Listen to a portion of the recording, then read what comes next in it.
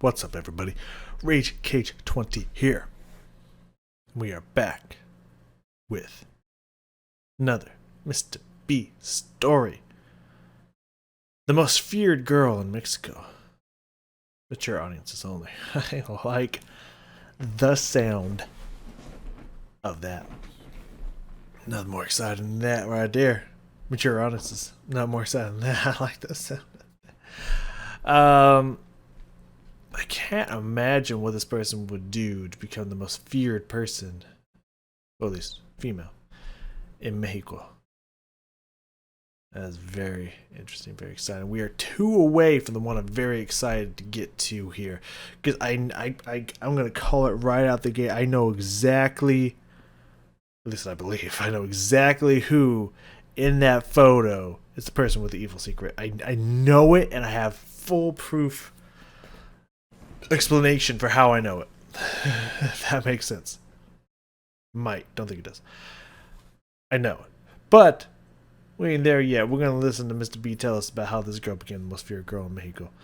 I don't know if it's something to do with cartel, just kills for fun, maybe no killing involved, maybe that crazy of whatever she be doing that she don't even need to kill to be the most feared person in Mexico. Who knows? The most feared person in Russia was a serial killer, so we never know. Let's find out. I know who do know. Mr. B knows. Let's drop down here and figure it out. Mr. B, take it away. Let's have another amazing story before I go to bed. I love it. This story has a very graphic ending, so viewer discretion is advised. But before we get into today's story, if you're a fan of the strange, dark, and mysterious delivered in story format, then you come to the right place because that's all we do, and we upload once or twice every week. So if that's of interest to you, please put a single metal fork in the like button's microwave, set it for 99 minutes, hit start, and then leave. Also, please subscribe to our channel and turn on all notifications so you don't miss any of our weekly uploads. Before we get into Is the like button there? Because that could start a fire. I believe, at least. I mean, I imagine there's a chance that the microwave could catch on fire. I don't know how I feel about that one, Mr. B. That's pretty sinister. It's pretty fucked up. Today's story, I want to talk to you about today's sponsor, BetterHelp. Back in 2015, when I was still in the military and was not on YouTube yet, I have heard this story before. So if we could partner, Again, I have heard things about BetterHelp. Not more the company itself, not necessarily the people they hook you up with. I've heard good things about the people that they hook you up with, but the company itself seems a little shady.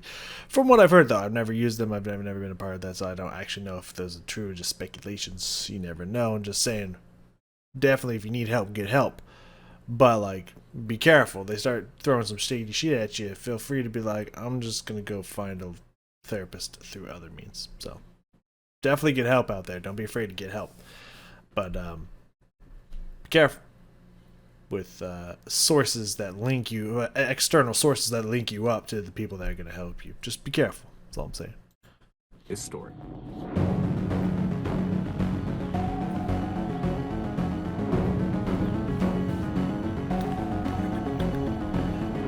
Is a cave involved? Shit. Okay, we're getting real. Better be.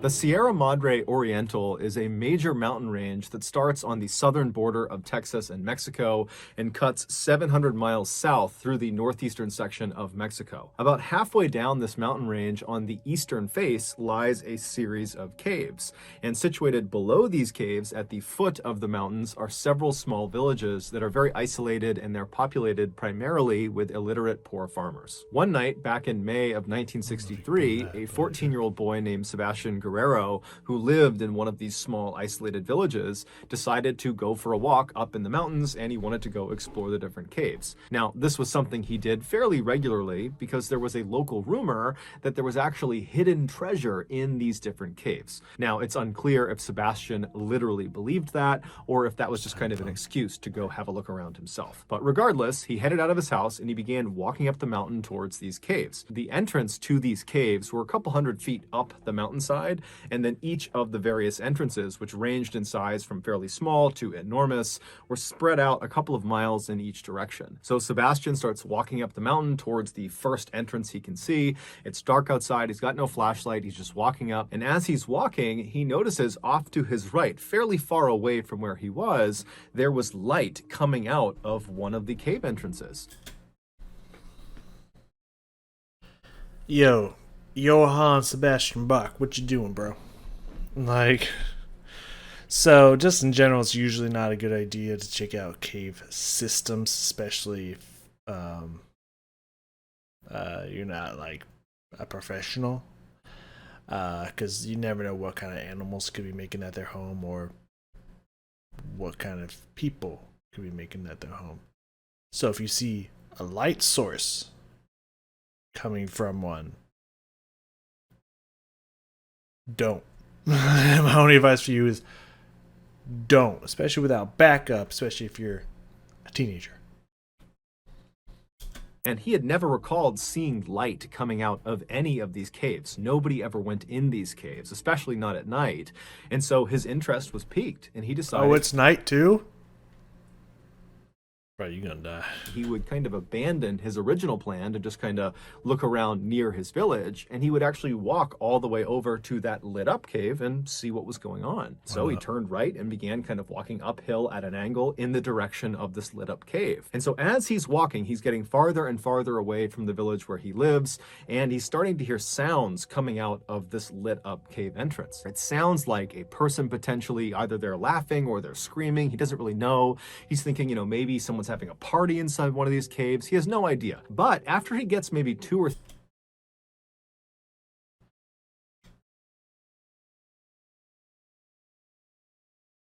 I don't know what's like in Mexico, especially in more rural areas of Mexico.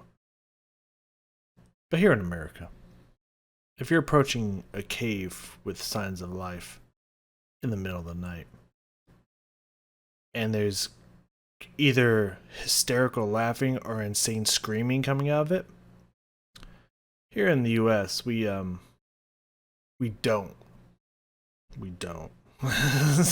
And we just, we don't. Don't get me wrong. Whiteys are stupid enough to go searching abandoned haunted places by themselves at night. Absolutely. I'm not saying we don't do dumb shit, but once we get there and we start hearing crazy cackling screaming, it's usually when in the video where they book it the fuck out, not just like, well, let me go take a peek at that, though. Maybe it's something cool. Maybe it's not a demon banshee and they need my help. Usually in America, that's when we're like, you know what? Second thought, nah. Oh wait, this really is a bad idea. There's the exit. You know what I mean? Exit stage, whatever. 300 feet away from this entrance, he realizes it's definitely a person, and they're definitely screaming. And it does not sound like they're screaming out of joy. It sounds like they're screaming because they're scared or they're in pain. And as he's getting closer and closer and closer to this cave, his anxiety is starting to ramp up because he's really starting to be frightened by what he's hearing. And he's starting to realize there's more than one person inside of this cave. In addition to the person that is screaming out, there also sounds to be a large contingent of other people that are either singing in unison or chanting in unison, but some group of people are doing something in unison while some other person is screaming out.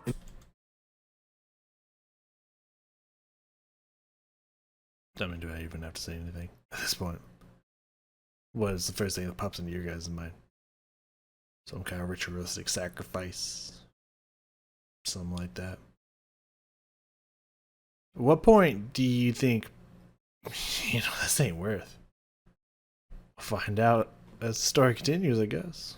So he's really starting to get nervous about this cave, but he just can't help feeling curious about what was going on. And so he just continued walking until he was maybe 10 feet away from the entrance to this cave, and he plopped down behind a rock. And so he's not really sure if it's a good idea to look. He doesn't want to be spotted by whoever is in there, but finally he kind of works up the courage. He takes a deep breath, and he slips out from behind the rock, and he goes right to the edge of this big opening, maybe 10 foot across opening, and he peeks his head right around the edge of the opening, and he looks inside, and what he sees causes him to just freeze in terror. Then his survival instincts just kick in, and he turns and he starts running down the mountain away from this cave. He has no idea if he's been spotted or not, but he's sensing that someone could be chasing him, and so he is just running as if his life depended on it. And he would not run back to his village. Instead, he would run nearly 10 miles to the nearest police station. And when he gets there, he busts through the front doors and he's totally hysterical. Also, actually kind of a good idea not only to get the police, but also don't lead them back to your home so they know where you live. It's actually not a bad idea. He's drenched in sweat, and the police officers are totally caught off guard, and so they're trying to tell him to calm down. And so Sebastian finally would kind of compose himself, but then he just was not able to describe what he had seen inside of this cave. Whatever he had seen, he knew it was bad, but the words were just escaping him. And so the way he described it to police was he basically thought he saw vampires. And as soon as he began describing vampires to the police, they're thinking to themselves, okay, I don't know what's going on with this kid, but this just cannot be serious. And so they consoled him and kind of calmed him down and said, look, kid, I don't know what you're talking about. If there's any news that comes out of something happening in the cave that's bad, I'm sure we'll hear about it and we'll follow up. But for now, we're just going to bring you back to your village. And so at this, Sebastian was really frustrated, and he was kind of pleading with the police, like, no, you got to take me seriously. There's something bad happening in this cave. Someone could be hurt. Someone could be dying. I don't know, but you got to go to this cave. You got to go see what's going on. I know you're young, but I think all you have to say is, like, there's some really fucked up ritual stuff going on in this case. Pretty sure that would get police's attention. You don't lead with vampire. But the police at this point, they're just not really interested. And so they ultimately do just drive him back to his village.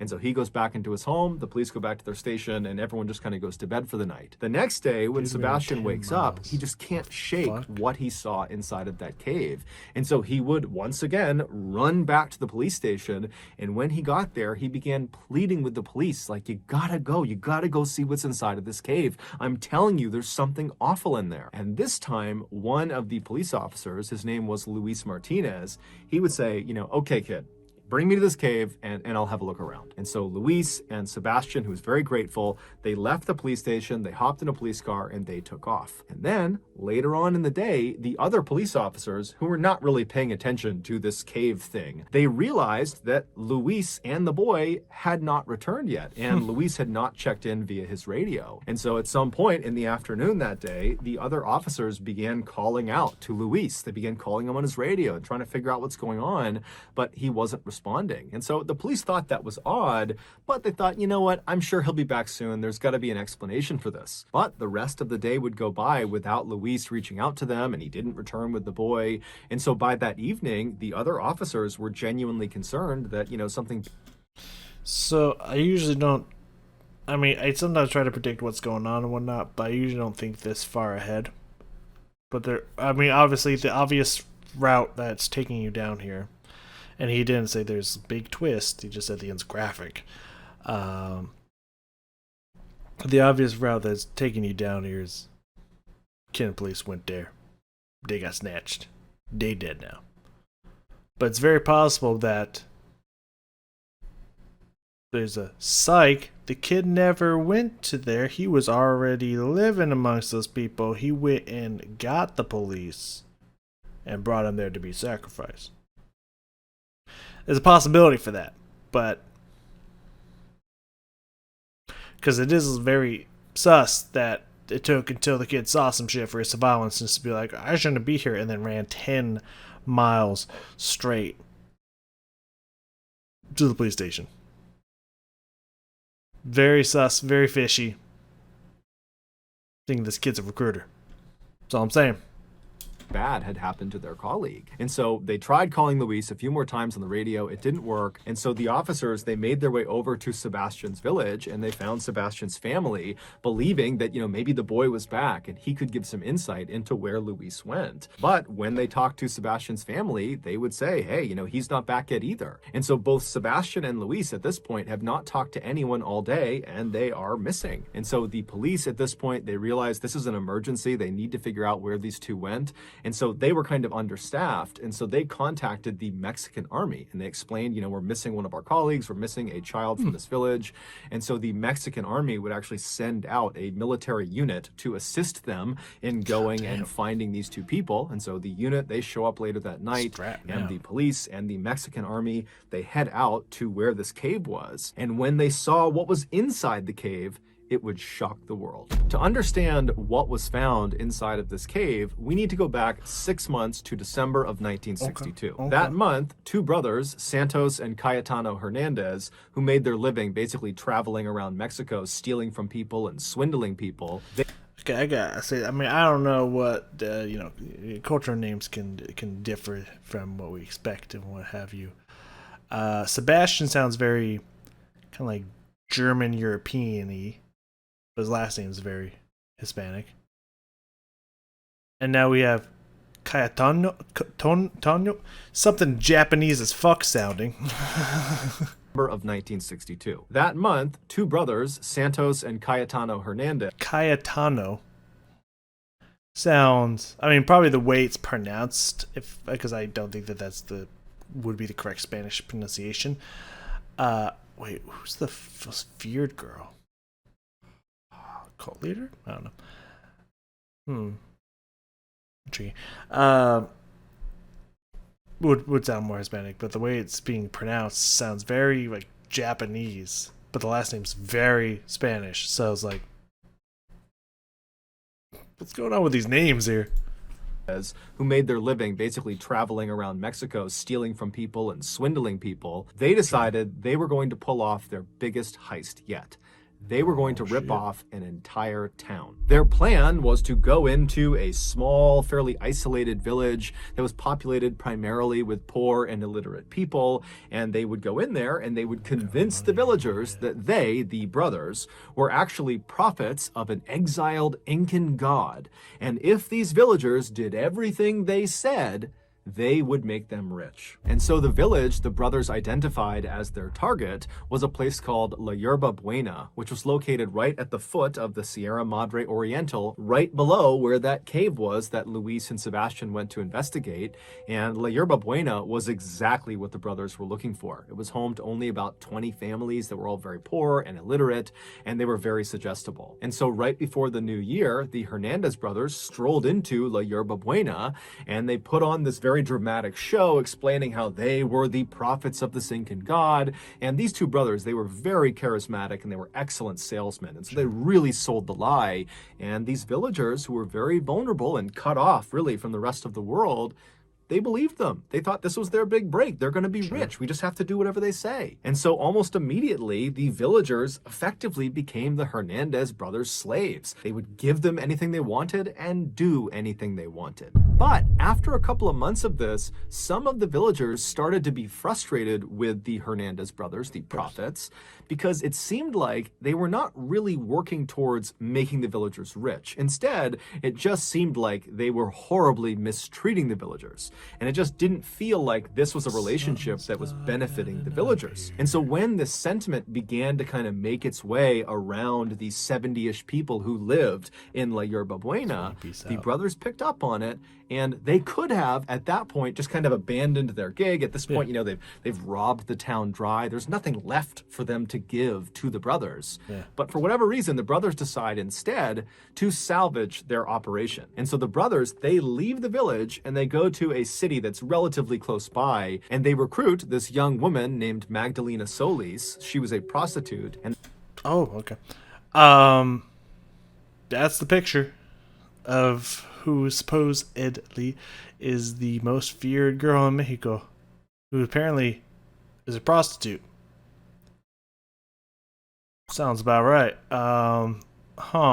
They tell her, hey, we have this con we're doing in La Yerba Buena where we're pretending to be prophets of this Incan god, and they're starting not to believe our lie. And so we need you, if you're willing, to come with us and pretend to be an actual Incan goddess. And so when you show up, they'll know that we were serious, that we have a direct line to the Incan gods and goddesses, and they'll believe us again, and they'll fall back in line. And so Magdalena, she likes the idea of participating in this con, and so she agrees to do it in exchange for some money. And so she, along with the Hernandez brothers and Magdalena's brother, his name was Eliezer, and he functioned as her pimp, those 4 people, they went back to Yerba Buena.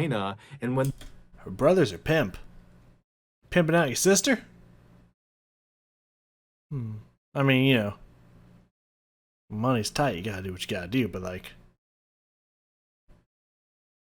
there's not a lot of brothers out there that's just like, yeah, it's as much to fuck my sister. And there's some out there, don't get me wrong. There's quite a good handful, but like, that's not your average everyday family, you know what I'm saying? they got there, the Hernandez brothers snuck Magdalena past all the villagers up to that cave up in the mountains. And they put her in the back of the cave. They kind of hid her behind some rocks, and they dressed her up in an Incan goddess costume. And then once she was in there... Did they start sacrificing people? Did they get like so addicted to the con they're just like, I bet we can get them to take their own lives? Is that what the fuck's gonna happen here? The brothers went back down to the village, and they rounded all the villagers up and said, come on, let's go up to the cave. We have a special ceremony for you. And so the villagers made their way up to this cave, and once they were all inside, the Hernandez brothers used some basic magic tricks and created basically a smoke screen. Once they had this smoke screen kind of billowing in the back of the cave, they secretly signaled to Magdalena, who was behind the smoke screen, and she knew that was her cue, and she leapt through the smoke, and she presented herself to the villagers for the first time, and she declared herself to be a reincarnated Incan goddess. And if you don't do what I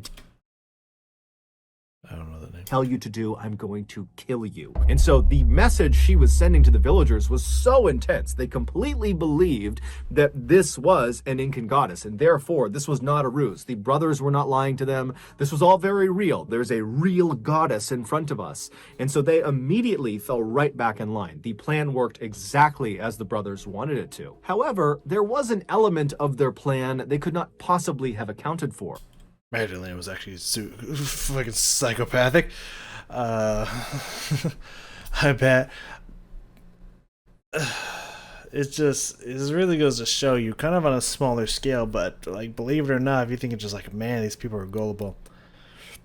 Just remember, this shit happens on global scales. Just the bigger the scale it happens, the more clever the people have to be. But like, fear and propaganda are amazingly powerful tools. So, say maybe don't believe everything your government tells you. I don't think I need to say more than that. I think you can imagine something that happened a couple years ago. And that was what Magdalena did next. Even though Magdalena was fully aware that what she was getting herself into was an act, it was a con, it was not real. Despite that, as soon as she jumped through the smoke and was standing in front of the villagers for the first time and saw the looks on these people's faces as they stared up at her, and she saw their reverence for her, it had this profound impact on her. This is a woman who's never had control in her life. She's been a prostitute since a young age, and here she is, the most powerful person in the room, and it's not even close. And it got to her head. And so when she left the cave that night, she literally believed she was a reincarnated Incan goddess. And she was not a merciful one. Within the first few days of her stay at La Yerba Buena, Magdalena used threats of violence on the villagers to completely take over the village. She very easily supplanted the Hernandez brothers at the top of the power structure. Now, the Hernandez brothers... She probably gonna kill them. Probably were quite surprised to see this happen because they were expecting Magdalena to play more of a prop role to keep them in power, not the other way around. But ultimately, they kind of just went along with it because through Magdalena's control over the villagers, they were able to continue to exploit the villagers. And so they were getting what they wanted out of this relationship. Within a few weeks of being in La Yerba Buena, Magdalena was not only abusing every villager in every horrible way imaginable, well, she also was becoming completely delusional. She convinced herself that in order to survive, she needed to start drinking blood. And so Vampirism. That's yeah, that's what he meant. That's what he meant by vampirism. Okay. she demanded all the villagers provide her with blood, and so in fear of retribution, the villagers began slaughtering all of their farm animals and their own pets so Magdalena could drink their blood. For weeks and weeks and weeks, the horrible abuse Magdalena would dole out on the villagers. Yeah. Yeah. That level, especially, I mean, can't imagine.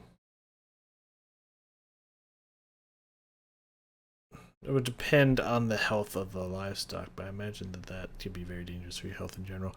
But also, psychologically, that's probably very. It's not good for your psyche. So she probably started to lose her shit at some point. Yeah.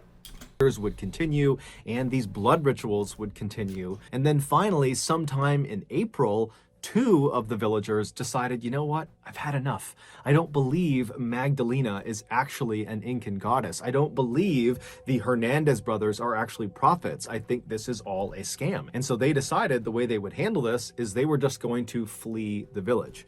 Now, somehow their plans to run away got out, and the Hernandez brothers found out about it, and they, in turn, told Magdalena about it. And when she heard the news, she immediately told everyone in the village to make their way up to the cave for a special ceremony. So all the villagers, including the two people that were planning on running away, they made their way up to the cave, and once everyone was inside, Magdalena walked to the front. I think they're all going to turn on these people. These people that want to run. Because again, fear is a very powerful tool. Front of the group, and she pointed at the two dissenters, the two people that were planning on running, and she demanded that the rest of the villagers kill them. And on the spot, all of the other villagers jumped on top of the two dissenters and they lynched them. They beat them to death in the cave.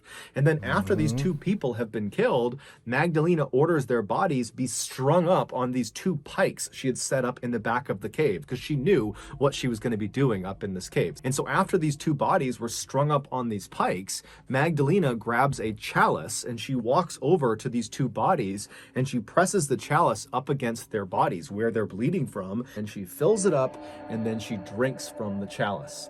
And at this point, everything changed. Suddenly, Magdalena understood that it wasn't good enough to just be drinking animal blood. That was not enough to keep her, a goddess, alive. She now could only consume human blood. And so for the next several weeks, periodically, Magdalena would order everyone in the village to go back up to the cave for a blood ritual, which they all knew what this. Whoa, real photo of the. I thought it was going to be a fake photo. The inside of the cave, taken many years later. Entailed. This no longer had anything to do with animals. This was human blood rituals. She would order them up and they would have no idea who was going to be the sacrifice. And so all these people, they get inside this dark cave, and then Magdalena shows up and she stands in front of them, and after kind of looking them over, she identifies her next sacrifice, and out of fear, the other villagers who were the friends and family of. Yeah, because if not, it's probably going to be them. Because they believe that she has some kind of power. Yeah, no, this is she definitely was feared in this part of Mexico, like for sure. I mean, luckily for her, I mean, I don't know what year this was. I don't know if it was mentioned or not. Luckily for her, there was no cartel around this zone, because they probably want to play that shit. They would have rolled up, gats a blasting. You know what I'm saying? So yeah, eventually gonna run out of people, man. Like, what's your plan then? Move on to the next town? I wonder if at any point the brothers are just like, bro, we gotta get out of here. she's lost her motherfucking mind. We gotta flee several several miles in town, since we got to put a lot of distance here. Fucking A, man.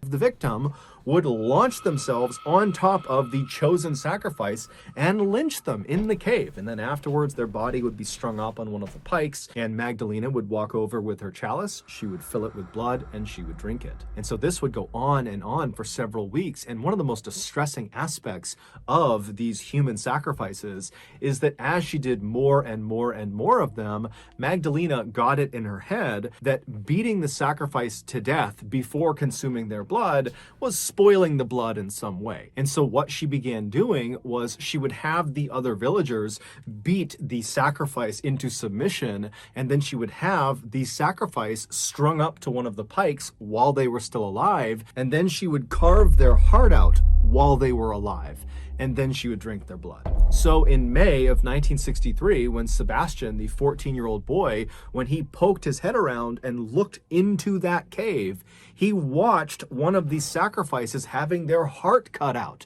and he didn't know what to make of it, and so he ran to the police. And then the next day, he and the police officer, Luis Martinez, they would go back to the cave, and Magdalena and her cult would spot them, capture them, and drag them both into the cave, and both of them would be ritualistically sacrificed. They would have their hearts cut out, and Magdalena would drink their blood. When the police and army arrived I mean, I've never really drank blood before.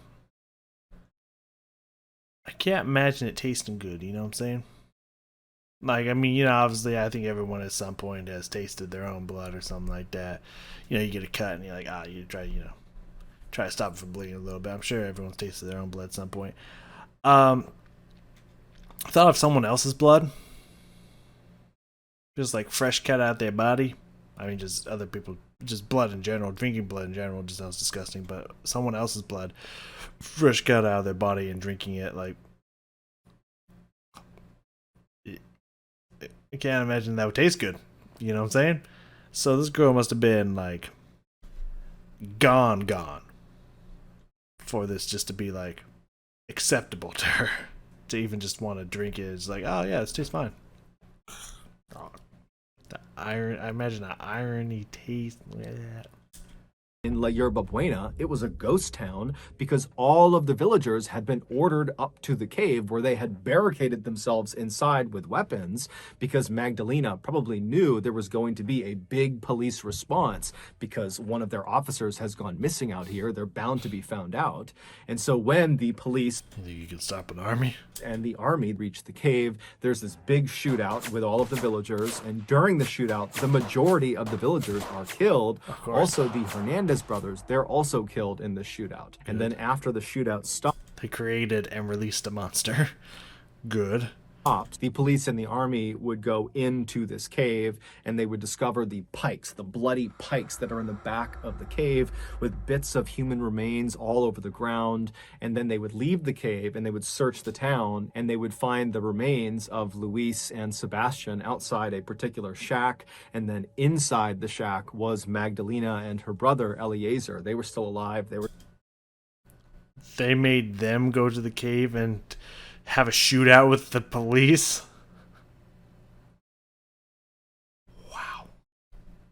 Wow, that's twisted. trying to hide from the authorities. And so they would They try to hide from the authorities in the town with no other people in the town. Not the smartest idea, but okay. be arrested. It's believed Magdalena sacrificed and drank the blood of at least 15 of the villagers over a 6-week period. Jesus. However, the only remains to be positively identified were Luis Martinez and Sebastian Guerrero. Ultimately, Magdalena and her brother Eliezer were sentenced to 50 years in prison, and all of the surviving villagers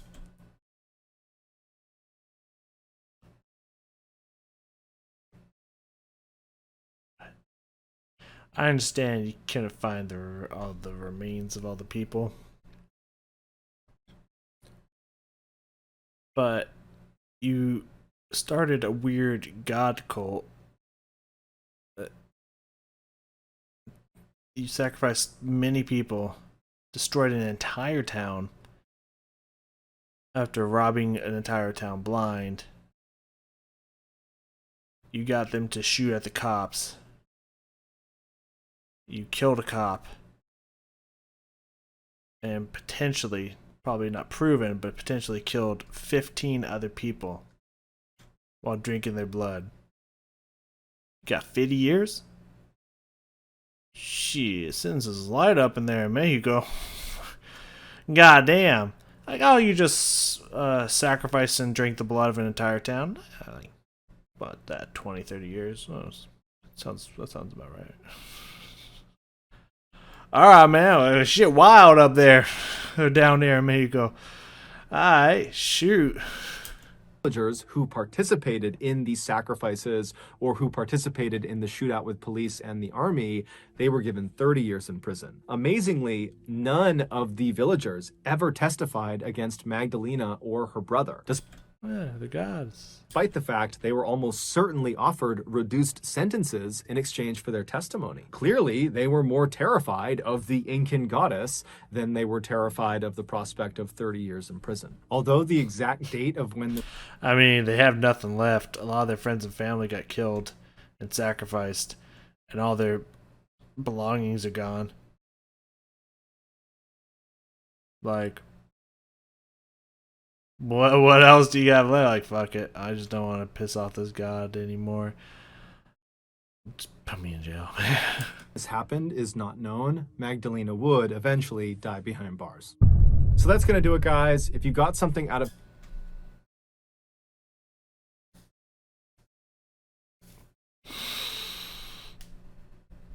Yeah.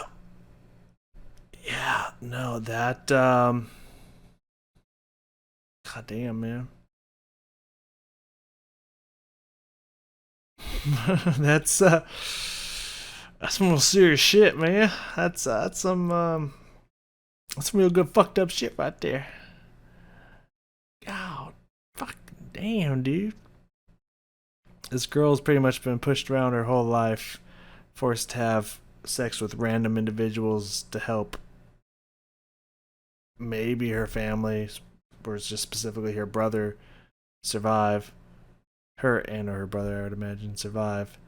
While her brother's pimping her out to other people. She gets a little taste of power and then it's just like, this is the end for me. This is who I am now. This is what I've become.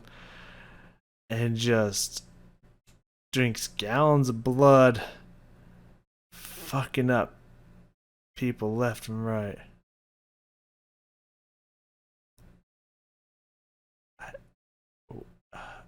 How do you respond to that? What is there really to say about that? That's just some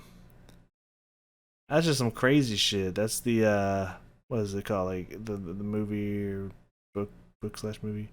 The gods must be crazy or something like that. Where they start worshipping like a Coke can or something like that, or a bottle or something. It's just like, I mean, first off, it's really easy to mass control people in general. Again, as I said, fear and propaganda are immensely powerful tools. A lot of people like to think like, I'm not easily controlled and stuff. Like, the government ain't gonna pull one over me, but like, you'd be surprised. It's happened many times in smaller and larger examples. Like, yeah, it's pretty easy to pull the wool over people's eyes. So when you come from a very small place that has no connections with the outside world, or like practically none, to where superstition rules the land, God's real easy to get them to do anything. Anything. I felt bad for those people, but like, fuck, man, that goes fucking like psycho. Like, fuck. Yeah, that would definitely make it pretty feared. Pretty feared. Okay. Only real lessons we can learn from this, the only thing we can take away from this, because it's not really something that's going to affect everyone on a grand scale of the lessons, just like, you know, speaking like something everyone could take away from this, not just people that live in small kind of rural areas.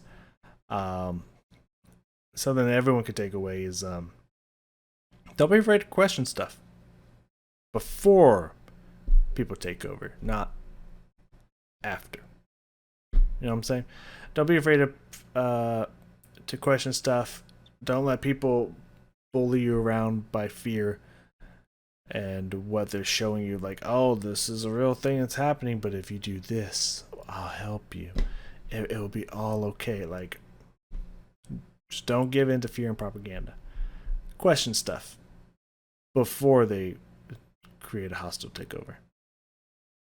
Not during or after is usually a good thing. So yeah. So, you know, don't be afraid to stand up to people bigger than you, like the government, and don't believe every single thing they say. It's a good lesson we can take away from this. Anyways, great, crazy fucking story, but great story all the same. Crazy shit happens. Oh, also, great story here. I mean, it was good and all that he got this revealed, and it's unfortunate that he had to be sacrificed in the process. But if you're thinking like, man, I'm gonna go check out these caves up in the mountainside, and you see a fire in one of them, great lesson for you is don't. Just fucking don't. Maybe alert someone, authorities and stuff. It's just like stuff's going on up in the mountains. There's people in there, and I think I heard screaming on the wind, but like could be wrong. But like weird shit is going on up there. Maybe I'll check it out. But like for you and yourself going up to the mountains, don't. Anyways, great story, Mr. B. Thank y'all for joining me. I will see y'all in the next Mr. B story.